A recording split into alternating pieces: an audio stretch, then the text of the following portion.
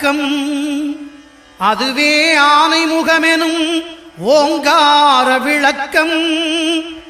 சுழலும் கோள்கள் அவன் சொல் கேட்கும். அவனை தொழுதால் போதும் நல்லதே நடக்கும். ஆனைமுகனை தொழுதால் நவக்கிரகங்களும் மகிழும். நல்லதே நடக்கும், நல்லதே நடக்கும்.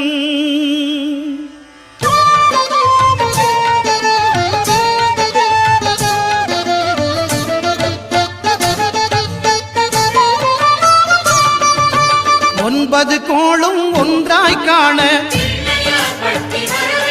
அங்கு கற்பகம் என்னும் கடவுளின் மெய்யில். ஒன்பது கோளும் ஒன்றாய் காண அங்கு